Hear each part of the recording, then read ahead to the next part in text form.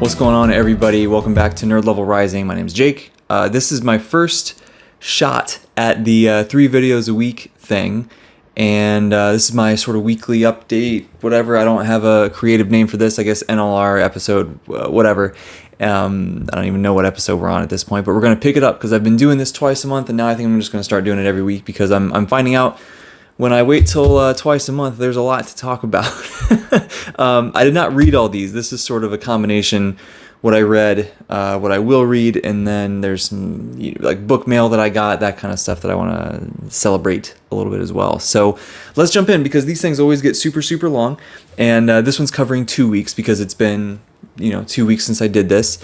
And yeah, we got a lot to cover. Let's jump in. So first and foremost, the first thing that I finished was Fury of the Gods, and I want to do a video just about the Bloodsworn Saga, but wow, John Gwynne is a master of endings, and I think even more so, he is a master of massive epic battles, and this is no exception to that. It's a much tighter story than The Faithful and the Fallen was. Even of Blood and Bone, I think there was more going on because it was so connected to Faithful and the Fallen. It felt like a bigger story overall. It's not that this isn't epic. It's not that this isn't a big grand story. I mean, this covers hundreds of years of history. This covers this, two, unless I'm mistaken, two different continents, basically. I don't know if it's continents or just countries, but nonetheless, it's a big area, a lot of history. There's quite a few characters in here. You have all the John Gwynne stuff, the animal companions, the mythical creatures, gods, right, in this series at least. And this was just such a satisfying conclusion to this trilogy. I love this trilogy so much, and it's, man, it's really given Faithful and the Fallen a run for its money in terms of my favorite series that Gwynne has made. I'm having the hardest time picking between the two of which is my favorite because they're both just so good, but they're both very different.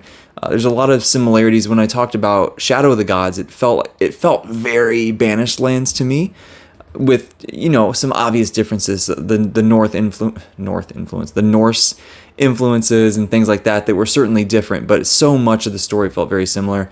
As this trilogy has gone on, I think it's really distanced itself from The Faithful and the Fallen, and I love that. I love that it's become really very much its own thing, and it's very different. And wow, I feel so inspired to get into more Norse, Viking, Scandinavian, Icelandic, that kind of stuff. I really want to read more of this. Philip gave me a list of some of the just some starting points, I guess, for that kind of stuff. So I'm really excited. I added all those to my list. That'll be really, really cool to see, to check out. I want to read Vinland Saga now. I've watched all of the anime that's come out so far, and it's fantastic. But now I'm even more inspired to read the manga and get those gorgeous deluxe editions that are coming out. But yeah, this I'll talk more about this trilogy in its own video. But this was just a phenomenal end to a phenomenal trilogy. I love everything about this. It was awesome. Fury of the Gods, John Gwynne, never lets us down. He's 10 for 10. Gotta love it. I also finished, finally, after chipping away for a long time, Skyward by Brandon Sanderson. This was one that I went into, I've mentioned this a few times, with kind of low expectations. I'm not a huge YA person, but I wanted something just easy and light to chip away at before bed, just a chapter or so here and there. And it took me a couple months to get through this, but I enjoyed it a lot more than I thought I would. This was a really fun sci-fi sort of coming-of-age school situation. We follow Spensa through flight school and how she's sort of learning to become a pilot and learning more about her past and the history of her family. And, there's a lot of her navigating her relationships with the other members of her flight crew and with the people who sort of oversee her, the commanders and whatnot. There's a lot going on. It's a lot darker than I expected at some points. There's a lot of fight scenes, a lot of action. I think parts of this did start to feel a bit repetitive with the flight school stuff as they go through a lot of training simulations and mock battles and things like that. And it's just kind of a lot sort of over and over, but it's broken up very nicely with some great character moments, with some real battles that come up, and I think it was well done, and I'm excited to continue the series and just get more of this journey, get more of, some of the reveals that happen towards the end of this book. I want to know more about that. I want to see where that's going. I want a lot more of Mbot. I loved Mbot. Humor in books is very hit and miss with me. I mentioned that a bunch of times before, but Mbot was awesome. He reminds me a lot of K2SO from Star Wars, Rogue One, who's one of my favorite Star Wars characters, and I love me a sassy robot, So this was just super fun. It was a nice light read that was darker than expected, but it's not super heavy, right? I mean, at the end of the day, it still is a YA Sanderson book, But this was great. This was great, and I think that I already jumped into book 2 a little bit, so. Very fun, Skyward, and looking forward to continuing that. As I said, then I did a couple of ebooks. I'm continuing to do an endless amount of cardio for this bodybuilding contest prep that I have been undergoing my entire time here on BookTube so far. And the downside of that cardio is that it takes a lot of time and it's tiring and I don't enjoy it. It's not that fun. The good thing about it is that I found out I can read on my Kindle while I do it, and so I've been getting through, quite a few books. And these past couple weeks, I got through Dregs of Empire by Christopher Rocchia, which was just fantastic. I loved that, and I'm hesitant to even, if you can't tell from the cover of the ebook who the primary character is in this story, then I don't really want to spoil it because it's sort of a I don't know, soft spoiler for where we're at in the story at that point, I guess. I don't know. If you want to go into the series completely blind, then there you go. I won't even say that. But getting the POV from that character was fascinating. It's a POV that I've wanted since we were introduced to that character much earlier in the series. I find that person so interesting, and it was great to really get in their head and explore their thought processes and just what their life experience is like, all this kind of stuff. It was great. Where it left off was it was very satisfying, but also left me asking more questions about what potentially could happen in the future of the series and where things might go. And that was really fun. And I think even better, the best thing about it, there's some Cowboy Bebop references that Christopher slipped in there. It was awesome. When I talked to him, he's a big anime fan. He's a big Cowboy Bebop fan. I am too. It was great to see those references, and it just made me love it even more. So, Dregs of Empire was very bleak and very dark and horrible at times. Some of the grimmest content that we've gotten in Sun Eater, and that's saying something because this happens after Ashes of Man, but it was nonetheless just a very interesting, very enjoyable, fun in some ways ride, and I'm just glad that we had that. I love these novellas that Rocky is putting in there, and I think that they all, Lesser Devil, I'm not sure that I would call that required reading. I think it adds some good depth to the series, but I don't know if it's required. Queen of Mid-Ashes, I think, is absolutely required, and then now getting into Dregs of Empire, I think we'll see if it winds up being required or not, but certainly fantastic and well worth the time. And it's 300 pages long or something, pretty short. So that was super great. After that, I finally did it. I finally jumped in and got my first experience with Janny Wurts. I read The Gallant, and this is the prequel novella for the Wars of Light and Shadow. And I've talked a bunch about that series and how excited I am to start that next year. I'll start that in January, so it's coming up pretty soon, a couple months. And I'm so excited, and I couldn't wait anymore. I had to just jump in, and wow, man, I don't even know hardly how to talk about this. In about 120 pages, Janny jam-packed so much, just depth of character work, of world building, of history and lore, of action, there's so much in 100 pages, dude. It was unreal. I couldn't believe it. And her prose is probably the most beautiful prose I've ever read. I haven't read a ton of super kind of purpley, really pretty prose. Rockio is like that. Steven Erikson is like that. You'll see some hints of it here and there. But Janny, that it blew my mind immediately, and I connected to it so much immediately. and I was, breaking out my phone to get up on the dictionary and search a word here and there, which was nice. It's kind of nice to be challenged like that and learn some new words, expand my vocabulary. And the sentence structure and some of the grammar and things like that were used was very interesting and not quite as clean and straightforward as some of the other kind of more modern fantasy that we see. And wow, the story was just, there's so much with the story. It's a romance at the end of the day, and it was a great romance, and there was a lot of great action and hints at a lot of the things that I think we're gonna see in Curse of the Mistwraith in particular, and then of course throughout the series, I'm sure. And I can't put into words how excited this made me to read more of Janny Wurts' books. I mean, I'm almost speechless. I was talking to Jacob a little bit from Talking Story about it because he had recently finished The Gallant as well, and we both are just floored by what she accomplished in so short a word count. Wow. So, and it does sound like she is writing another novella that's sort of a sequel to The Gallant that will also, it's a sequel to The Gallant, but still prequel to Curse of the Mistwraith. That I'm very excited for that. I just can't wait to get more of her writing. It's wow. Yeah. Wow. Okay. Let me come back to Earth, recenter. Okay. After that, I guess sort of during it, because that was what I was doing while I was kind of doing cardio, that ebook. While I was doing that, I jumped into the next Drizzt book. And this is thick. I didn't read this entire thing, right? This is a collection of an entire trilogy. This is the Paths of Darkness trilogy, The Silent Blade, The Spine of the World, and The Sea of Swords. And I talked about this recently. I had a video recently, I think it was actually just my last video right before this, talking about my experience with the Drizzt books so far. And I talked about this in much more depth there, so I won't go on about it forever here.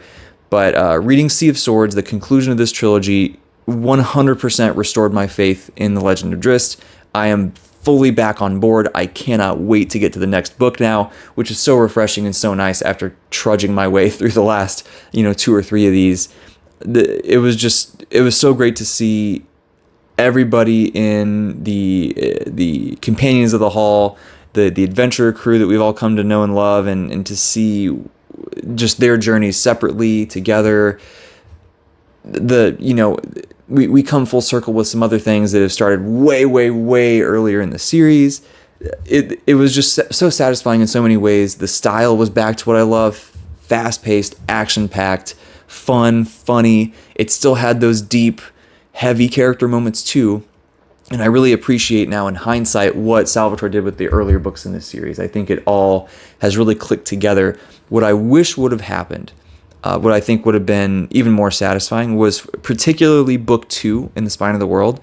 If we could have interspersed some other stuff into that. Like if this was all written as one long book, I think maybe some things could have been shifted around a little bit differently, some different pacing stuff maybe. So getting a glimpse of some other characters here and there rather than going an entire book where we really only see 1 or 2 of the characters. If we could have had it all spread a little bit more evenly, I think this would have been an even more enjoyable read as a whole. But nonetheless, as I've gotten to Sea of Swords, faith is restored. It was awesome. I cannot wait to continue. I think I have the Cell Swords trilogy next, which is all focused on Artemis and Jarl Axel and everything that's going on in Menzo Berenzan, and say less, dude. I mean, I love all that stuff. So that'll be great. And knowingly taking a break from Drizzt in that trilogy, right? That one caught me off guard in this trilogy, but going in with eyes wide open to that one, I'm all for it. I'm very much on board. So finished that. It was awesome. This is a great reading couple weeks, dude. This is great. This one, The Prophet of Edan, by Dr. Philip Chase, Dr. Fantasy himself. This book. So I have done a combination of physical and ebook for this one. After I finished The Gallant, I started doing this on ebook while also reading it physical here outside of when I'm doing cardio, because I just couldn't get enough. I couldn't put this book down. I couldn't get it out of my head. I'm not quite done yet. I'm going to finish it today. I'm recording a couple videos here, and then I'm going to go do my cardio and finish it there. So I don't know exactly how it ends yet. I have about 60 pages left or so. But, oh man, I gushed about The Way of Edan when I read book 1. And this has just taken everything that The Way of Edan did, and it's escalating all the stakes. It's doing what a good trilogy does. It takes all the things that we started, it explores those things more deeply, it introduces some new things, it escalates some things. From what I have heard, we're going to tie some things up here at the end of this volume, and then book 3 is going to, I am sure, ultimately tie all the things up, or at least more of the things. Maybe it leaves some other threads open for potential sequels and whatnot. We know we have at least one sequel coming. Excited for that in 2025. But wow, man, I mean, this, not a spoiler, right? A lot of action when we have Sequoia here on the front with her wizard's fire coming out of her hands, and then we also have the dragon on the back. So not a spoiler to say there's dragons in this. And if there's anything that could have made The Way of Edan better, it was to throw some dragons in there, and we got it, and it's awesome. There was a scene at almost exactly at the halfway point of this that I had to DM Philip on Twitter or X, whatever it's called, and just tell him, like, hey, whenever they do the Broken Binding edition of Prophet, I want to see this scene illustrated in there, so I'm just shooting my shot, throwing it out, because it was just breathtaking. Heartbreaking, but breathtaking and epic and immense. This has been even more riveting, even more just I'm so sucked into these characters and their journeys, and everybody's journey is, like I said, elevated and escalated from what we had before. Sequoia is facing new challenges and growing into herself and so many things with that. Dayraven, our main character, is going through a lot. He's really, in some ways, reminds me a little bit of a much contracted version of Rand in his journey through the Wheel of Time. And that's really cool. I like that a lot. We're seeing, the Dwerg, if I'm saying that right, of Norn, and him and Orvindil, and we're getting very much a continuation of their relationship that is, it's sort of like what Gimli and Legolas were hinted at being, especially in the books, but were shown more so in the movies. I think that it's elevated even more here, and it's sort of what we're seeing. That it feels to me like it was, inspired by that, and that's really cool to see. Orvin, if you're a big Orvindil fan, there's some stuff that you're going to be an even bigger fan here by the end of this book. Epic battles. I can't say that enough. Epic battles. It feels like it's just one battle after the next, but it's not overwhelming. It doesn't feel like I'm desensitized to it. Everything feels like there's stakes. Everything is there for a reason.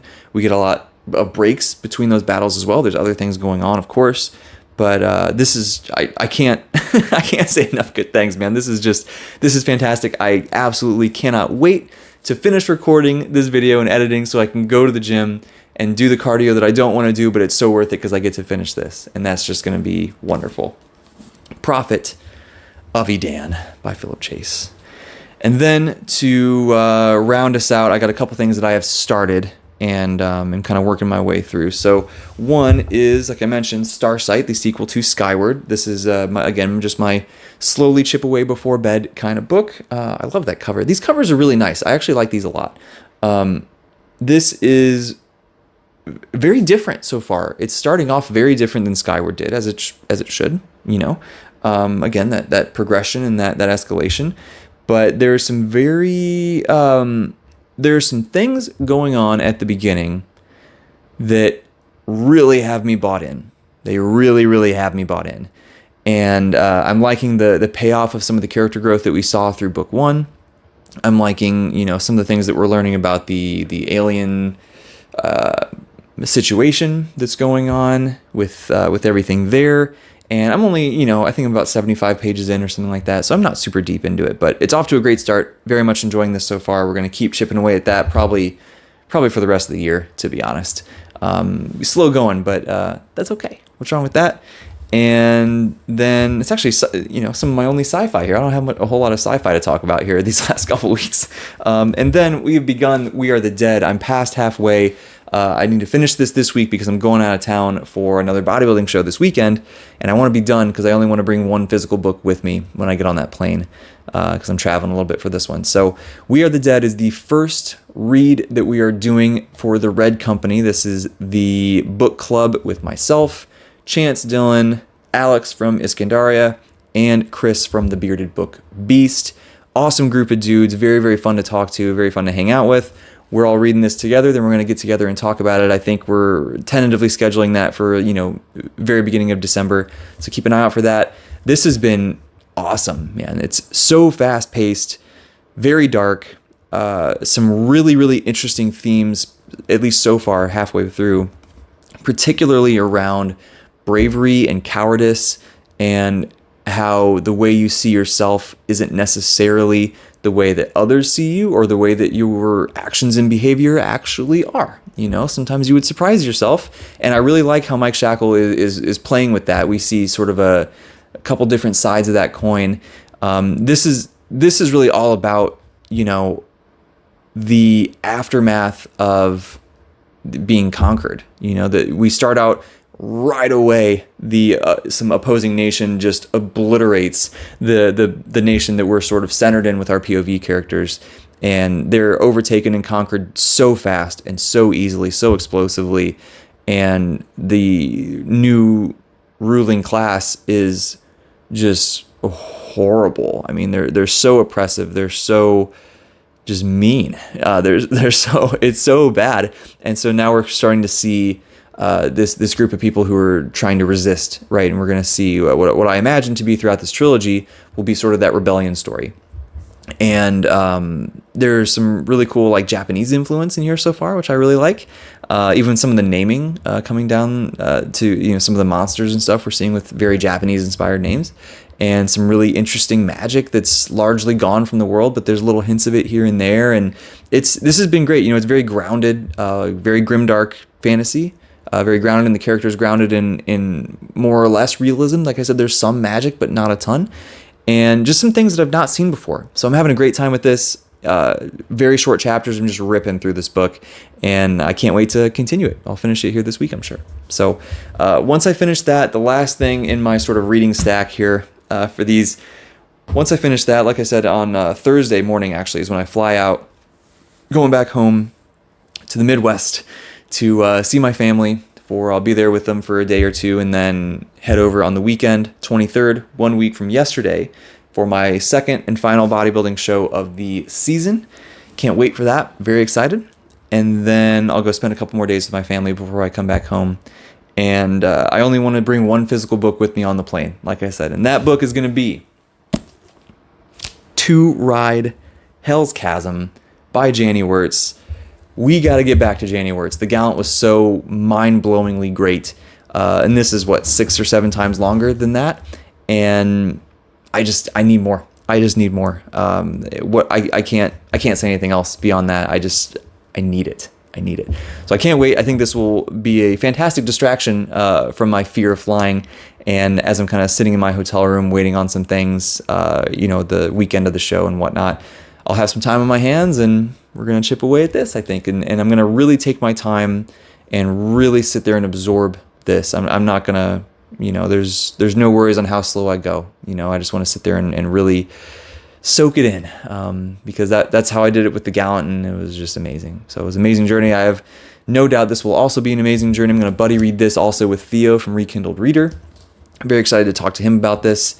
And that's probably how we'll end the month, honestly. It's kind of working our way through that guy right there. We'll finish my very large stack. It's been a great couple weeks of reading. It's going to be great moving forward here this next week, and I'm excited for that, man. I'm excited for that. I got some book mail as well, this big old stack. I'm going to try to go through these without spending too much time, but I'll start with showing some love to my Instagram homies. Brian Wilson, who's a sci-fi author, was very nice to send me 2 of his books. His first novel in his series, The Forsaken Planet, The Power of the Stars is the name of the series, And he also sent me the novella here, the A Princess of Old Deer. I believe I'm saying that right.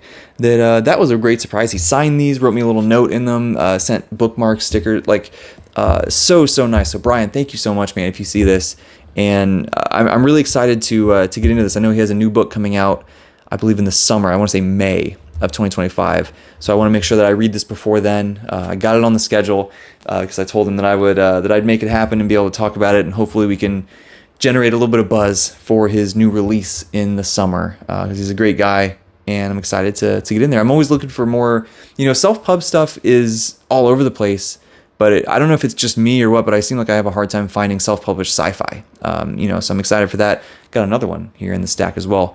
But another Instagram person here, TC Roberts Finn, sent me his book, Witch Hazel, that sounds like it's right up my alley. It sounds like it's a cool, dark fantasy, spooky vibes, some horror stuff in there. That sounds awesome. I still, I know Halloween is over. I know spooky season is over. But if you're anything like me, it's never too late for more spooky season. We can always fit it in there year round. We can do it. You just got to have the right belief in yourself and the right spooky vibes, and we can do it.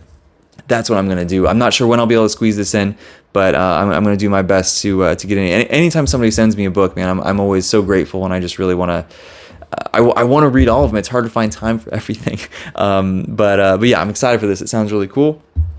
Then, as I mentioned, more self-pub sci-fi. This is book 2 by Stepan, who sent me his first book, Gadina. I mentioned that. So that was a while ago now. I've not been able to squeeze that in yet, but he was nice to send me book 2, which is Kier. I'm not exactly sure how to say her name. Kier's, I'm assuming her because there's a female on the front. Kier's Fury, that's how I'm going to say it. That this just sounds like a really fun ride, just action-packed, fast-paced, cool sci-fi, right? Like that just sounds really cool to me. And Stepan's he's such a big supporter of the channel. He comments on everything. You're the man, Stepan. I appreciate you very much, and I do very much want to read these. Thank you so much for sending me not just book 1 before, but also now book 2. Now I really got to make it happen because they're taking up space on my need to read shelf over here. So we got to get them up over here onto the main shelf as soon, right? We got to get in there. The Gadina Codex is the name of the series, by the way. Then we have a lovely little package sent by Zamar Amer, the Book of Astea, books 1 and 2. We have Riven Earth and Sundered Moon. How cool are these covers, by the way? These are the coolest thing. I love these. But Zamar was on a discussion with Alex and Chance, and I was listening to that. I didn't listen to the whole thing because I didn't want to hear any spoilers. But listening to that, and he just seems like such a good guy, and I think I left a comment on that stream that I was just like, I missed the free ARC, the free book giveaway from before when he was doing it earlier. And since then, I keep, those guys, and I've heard some other people talk about the series too, and just how cool it is, how just it's dark, and that's kind of enough for me, to be honest. I mean, I love grimdark. I love dark stuff. I want that in my life. So, and then the covers and the titles, like I've talked about this before, it's an easy sell for me to get something on my radar, right? You give me a cool cover and a cool title, some kind of cool premise, that's enough. And then it just takes, sometimes it takes more to get me to actually pick it up. But the author being a really cool, nice, generous person, that's one of those things that can help a lot. So very excited to have these. I can't wait to jump in. I mean, they're pretty short. I think these are going to be pretty fast reads, which is always appreciated. When we have things like Wind and Truth coming out in December, that's going to be, it's a big one, So very excited for these. Thank you so much for sending me these. I appreciate it greatly. Man, all this stuff just directly from the authors who were just nice enough to send me physical books. I can't believe it. I had a couple other authors send me either a early chapter or the full book in digital form that I didn't collate that with these. Sorry, my with the diet and everything with this contest prep, my focus is kind of waning a little bit here. So, but just anybody who sends me anything, thank you so much. I cannot get over how generous you guys are. It's just unreal. Maybe someday I'll get enough book mail to where I need to do dedicated book haul videos. But for now, at least, I'm going to start sticking them in here in my weekly updates and just kind of celebrate the stuff that I get. Say thank you to anybody who sends me things, and also just have fun with stuff that I picked up. So that's what people sent me. What I picked up this couple weeks, whatever. Broken Binding, Sun Eater, special editions. Dude, these, man, if you're plugged into BookTube or Book Talk or Bookstagram or, whatever, any of those things, if you're plugged in at all, you've seen these all over the place. You know how gorgeous they are. They're gorgeous. They're gorgeous. I cannot get over these. The covers, I'm not going to lie. When I initially saw these covers, right, I was kind of hesitant. I was kind of like, I don't know. And then the reversible dust jackets that have the sort of wearing down Roman pillar kind of aesthetic, that I was like, those are really cool. I love those, right? I like that idea a lot, that with each book, it gets more and more destroyed, more and more worn down. I love that.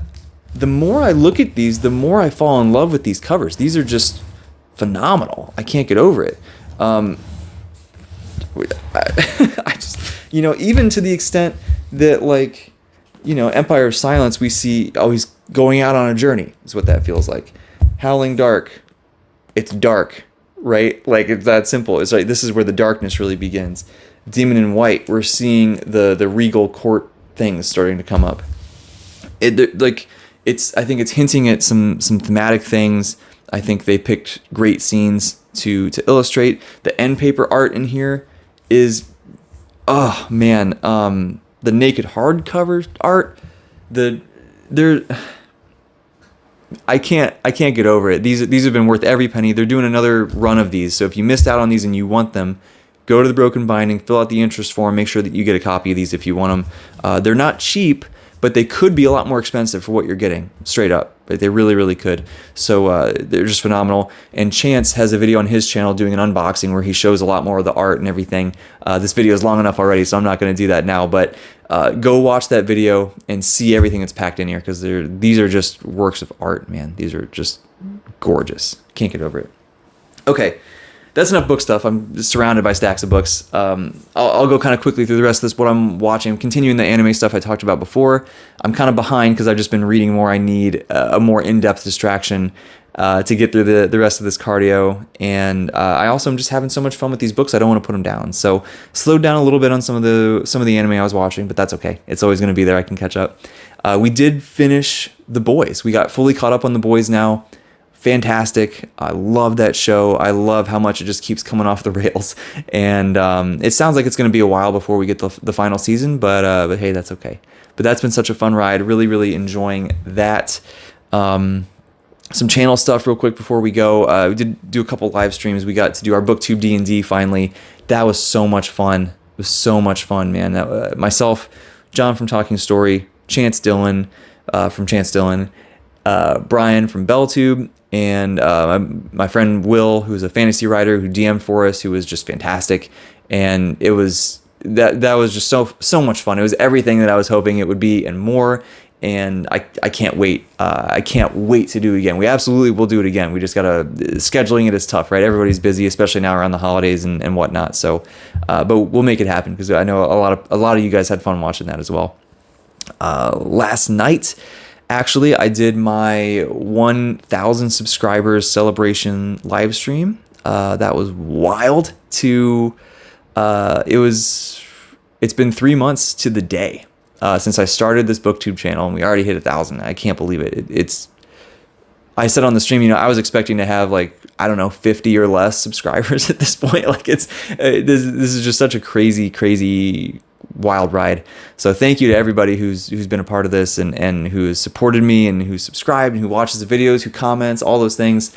I cannot tell you how much I appreciate it. And to have sort of a little party celebration with some BookTube friends, and I invited a bunch of people, and most people were able to drop by in the stream. Chance and Chris and Alex were there for almost the whole thing.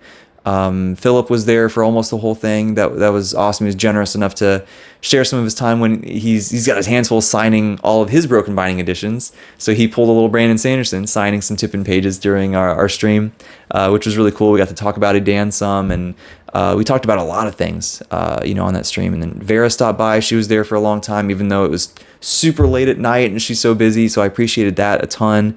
Then we had John and Jacob stop in there towards the end, even though it was, John's, Mrs. Talking Story's birthday. They still found an excuse to slip away for a second and join the stream for a few minutes. And a bunch more people in the comment section the chat was just phenomenal, and just so many people, so many names that I have come to recognize and love seeing and look forward to seeing with every stream. And oh man, it just I don't know, dude. I mean, this is just I've said it so many times. Just thank you so much. I feel so loved and welcomed and appreciated, and this whole community has just made me so happy. Like that's at the end of the day, that's what it is. I've made genuine friends, and I'm so happy. So thank you so much. And then actually the night before that, I was a guest on a stream we were trying to do it on Chance's channel, but had some technical difficulties. So we moved it over to Chris's channel on Bearded Book Beast for a talk on Berserk. We talked about a bunch of the stuff around the Golden Age arc, and any excuse to talk about Berserk, very fun.